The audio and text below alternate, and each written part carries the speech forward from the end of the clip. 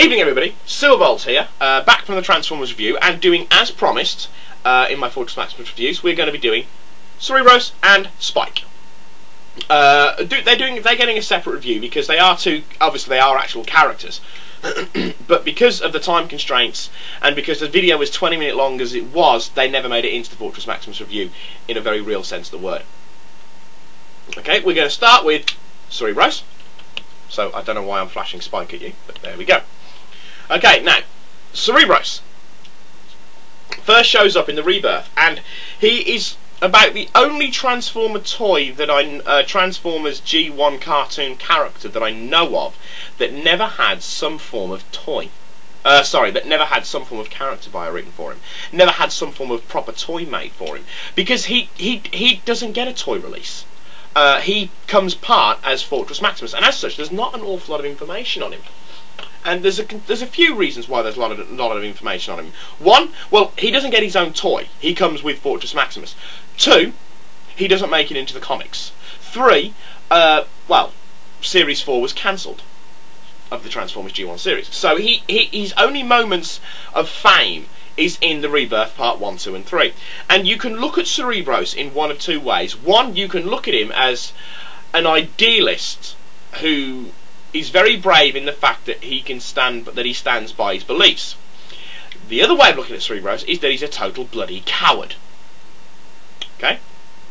Here is the situation. The Decepticons have attacked Autobot City. They have captured the key to the plasma energy chamber, and they've buggered off to Cybertron. There, you know, your basic storyline of the Rebirth. Now, Cerebros comes into this, and he ends up on Nebulos. Now, the situation, as it stands, while the Autobots on Nebulos is thus. The Autobots have been captured by the Decepticons. The Autobots are being tortured by the Decepticons. The Autobots that haven't been captured, oh well, all the Autobots, have no way off the planet Nebulos, because their ship has been destroyed. The Decepticons are trying to gain information from the other Autobots by torturing them, and also outnumber the remaining Autobots in an excess of at least 2 to 1. On Cybertron, the Autobots are getting their asses handed to them by Galvatron. And it is pretty much the darkest moment in Autobot history since Unicron attacked Cybertron. And it is at this very bad point in time that Cerebros decides that he doesn't want anything more to do with the Autobots and fucks off. And he's not even like First Aid, who at least sticks around to do what he can without fighting. No, no, no. Cerebros basically hands in his Autobot badge and just walks off. He walks off. And he leaves them completely in the lurch. You know, I mean, the other Autobots are completely gobsmacked. I mean, okay, yes, Cerebros may always have been a pacifist. We don't know. But to just walk out and leave your mates, you know, these guys are going to get slaughtered if something isn't done. And you bugger off for a walk in the wilderness. Whether he is a coward who simply doesn't want to fight and he's hiding behind the ideals of pacifism, or whether he genuinely is a pacifist who just has remarkably terrible timing to get a conscience, we don't know. Cerebros, anyway, goes out into the wilds of Nebulos, finds a city, and promptly falls down a cliff. So, he's really not an awful lot of use to anybody. But anyway, Cerebros is quite badly damaged by this fall down a mountainside. And Spike repairs him. And has to beg Cerebros to help him rescue his son. Because Spike and Cerebros, of course, are the only ones that are still left on the planet. Cerebros does. But you can also argue in Cerebros' disfavour that he only really gets into the part of joining Fortress Maximus when he finds out that he is going to be part of the largest, most powerful Autobot ever built. Well, there we go. if you want to look at it from a point of view that Cerebros is actually just a pacifist standing up for his ideals, then you can credit him as being a very brave person. If you want to look at Cerebros in a disfavourable light, then he really is the most wretched Autobot going, because if you want to call him a coward, he does it in the worst way possible, at the worst possible time. You know, he really does it when the chips are stacked against the Autobots. It really does look like they're going to be obliterated. And it wasn't for Spike and the intervention of Fortress Maximus, the Autobots would be finished. You know, it pretty much leaves no doubt in your mind that if Fortress Maximus hadn't come into it, the Autobots would be screwed. Cerebros never makes it into the cartoons. Not the cartoon, sorry, into the comics, for reasons that I said in my Fortress Maximus review, in that Fortress Maximus is actually depicted as a proper Cybertronian. He's not built by Spike in that wondrously short space of time. But anyway, on to Spike.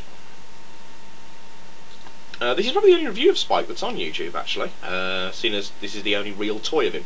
Though I have seen a very weird toy that's actually, it looks like a little representation of Spike with a silly little helmet that fits quite nicely in Master Beast Optimus Prime's hand. Okay, this is Spike. Spike joins the Autobot cause at the age of about 14.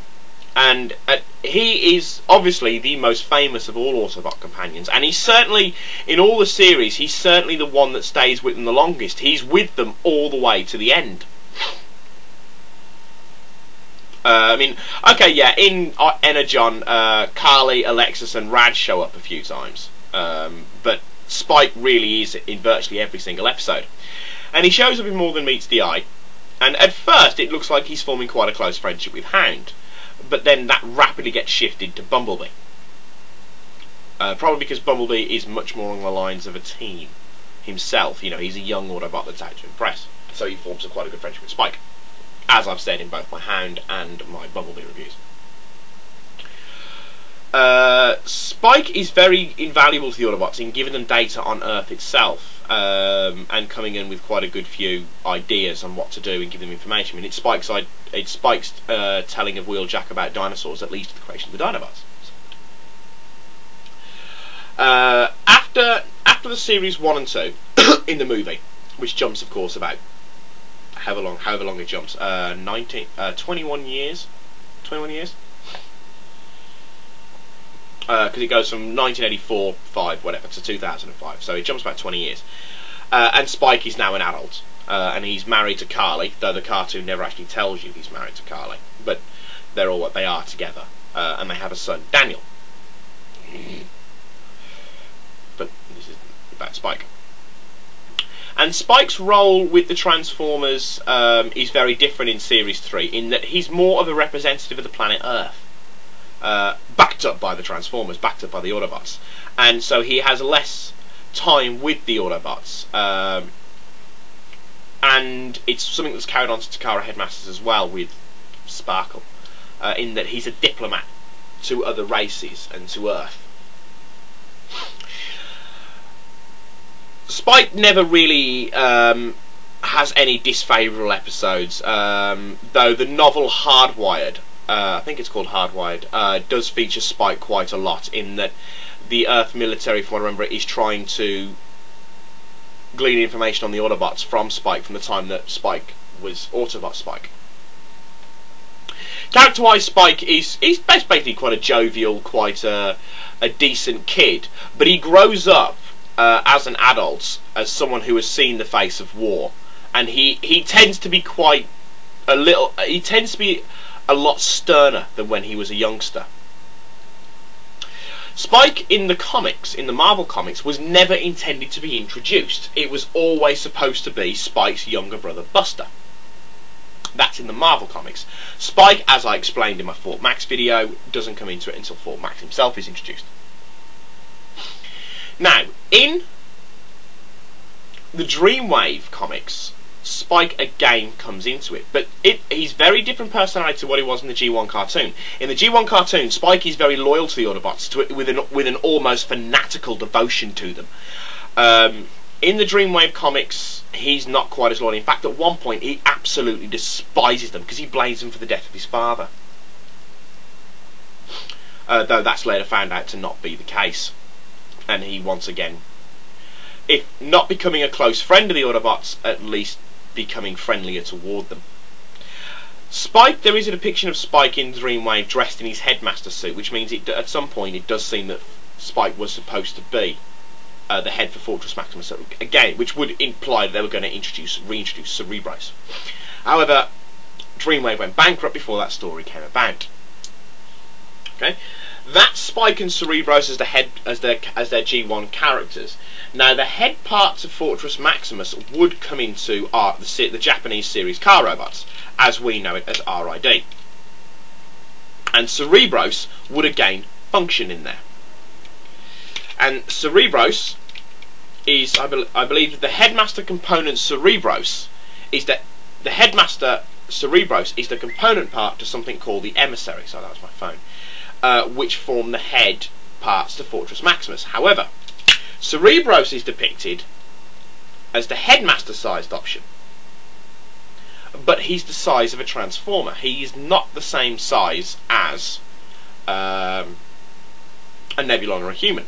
He is a transformer-sized robot, which means that this part, the head is Cerebros, is the same size as, say, something like Cyberman. So he's averaging about 20-25 feet tall, which then forms the key components, the next component to, I believe it's called the emissary, who is the actual head of Fortress Maximus. Now, this distinction means that Fortress Maximus is a good deal larger than in his G1 continuity. And it gives RID Fortress Maximus the distinct honour, I suppose you could say honour, of being the third largest transformer in all of the series. The only two that would be bigger than Car Robots RID Fortress Maximus would be Unicron and Primus, simply because of the way the Cerebros is animated. Okay, onto the toy itself. Well, Cerebros, obviously, his main function is to be that as Fortress Maximus' head, and it's with this in mind that the toy is designed. Now, Cerebros can be slotted into part of Fortress Maximus as a control hub, and it looks like that, which, well, from the angle I'm looking at it right about now, looks like a deformed ATST. So, not really a lot can be said about that, really. Okay, transforming him, very, very simple. I need to turn him round. No, I need to have that one the other way. There we go. I say very simple, then I get confused. And the hands just fold out like this, as in Headmasters and other Transformer toys everywhere. And then you just slot the head in, and I'll show you now. Watch the chest area. You can actually see it quite well, actually. There we go. Full, full, full. As you would expect for Fortress Maximus. Okay, the toy of Cerebros and Spike in itself. The Headmaster Spike is very, very nice. As all the Headmasters, well, all the G1 Headmasters are. Not including the G2s, because some of them could be very strange. So it is a very, very nice toy in the head. It does, however, have the same problem that a lot of the Headmasters have, and it's mostly in the, you'll notice it in the Decepticon animal Headmasters, is the head looks overly large for the rest of the body. Okay, I don't know if you can get a proper perspective, but the head does look overly large for the rest of the body. But other than that, it does look quite nice. His transformation mode, obviously, is really secondary, as I said, to going into the head of Fortress Maximus, because he is the main head.